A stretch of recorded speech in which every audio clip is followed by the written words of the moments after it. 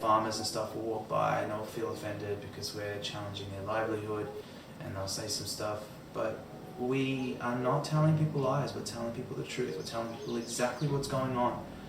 And in this country alone, 2/3 is owned by animal agriculture.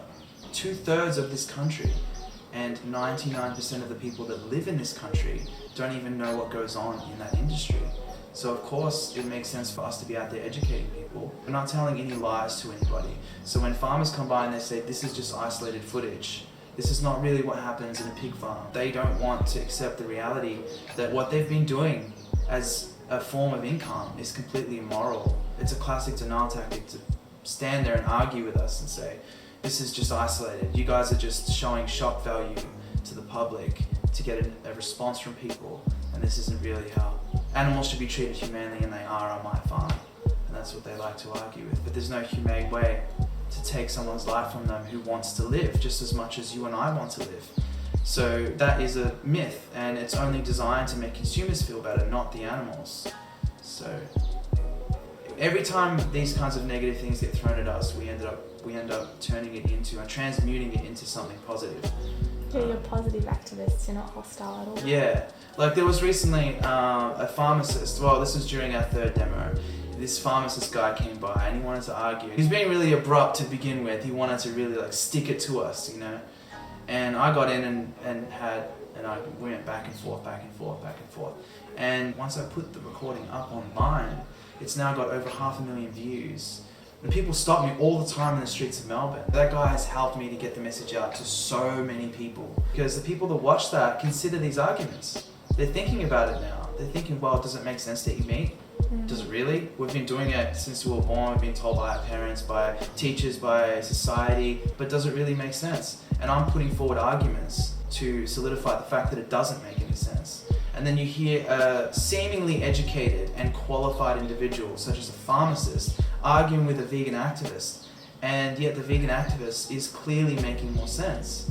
And so that has gone out to the world now. And the amount of people that have messaged me saying, how do I go vegan, help me? They're asking questions, like these people want to know more information. What would your advice be for someone that wants to go vegan?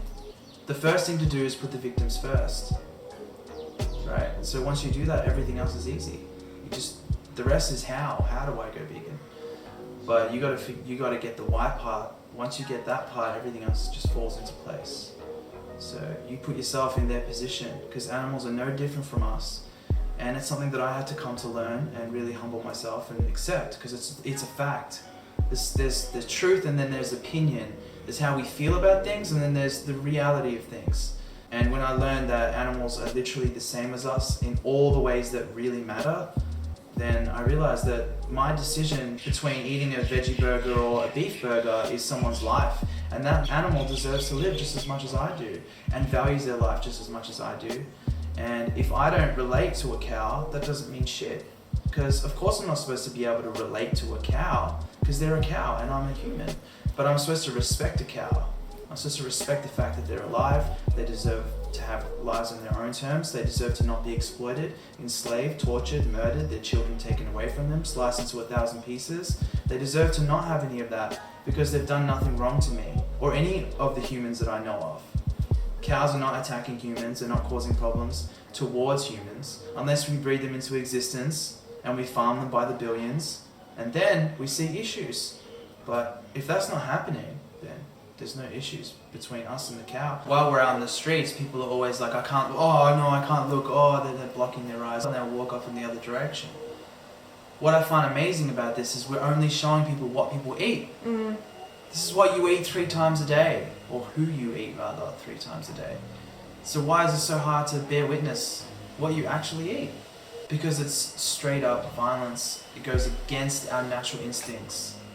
So if we were lions and we saw footage like what we show on the streets, there would be no remorse. The only thought that would enter a lion's mind is yum, lunch. Some animals eat other animals. Less than 25% of animals eat other animals. In fact, 90% of mammals are plant eaters. That means that only 10% eat other animals. 90% of mammals are herbivores. That means they're all completely vegan. And every now and then they might, as a novelty, eat flesh, but it's completely frivolous. It's not something that they biologically require. We are the same in that sense. We don't instinctually like to kill animals and eat them. If we walk past a butcher shop, we are actually disgusted by the smell. We don't like the scent and we don't like the taste. We wouldn't grab a chicken breast raw and bite into it, or the carcass of a cow and bite into it. We just wouldn't do that. It would disgust us. That's why we have to smoke it and boil it and steam it and bake it and fry it and spice it and sauce it and marinate it and do something to it to make it palatable. And a lion doesn't require that. So instinctually or naturally, it doesn't make any sense for the human species to consume animals. That's the difference between me and a lion. And it also doesn't make sense that we would enslave and kill nearly 3 trillion animals a year. Which other animal is doing that to other animals? A lion kills how many zebras in a year? The lion species, I should say, that whole species. How many zebras or how many animals do you think they kill in a year versus humans killing 3 trillion animals? There's only 7 billion of us. It's too much to even wrap your brain around. Like, I don't think anybody can even fathom that many animals being murdered. There's 1,000 billion in 1 trillion, and it takes 30 years to count to 1 billion. So we're talking about 3 trillion, that's 3,000 billion animals every year. It's too difficult to wrap your mind around. And so what are the animals doing that? How can we compare our behavior to a lion's behavior? In that sense, in that argument, it doesn't make any logical sense to do that. So yeah, some animals are brutal and they murder for food. We do not need to. In fact, it harms us health-wise, environmentally, it harms animals, it harms everybody involved. In a situation where you have to choose between a veggie burger and a beef burger, between almond milk and cow's milk, put the victim first, the choice becomes easy, right? Then what I would also suggest is to go on our website for everything that you need to know. And all of the support that you need is there, all of the information that you need. That website covers you for going vegan and staying vegan. And that's all the hows. And there's more why stuff on there as well, like if you haven't already gotten that cemented. But the hows are on there. There's recipes, there's a support system that lasts 22 days to help the transition if you're struggling. There's books to read, there's things to watch.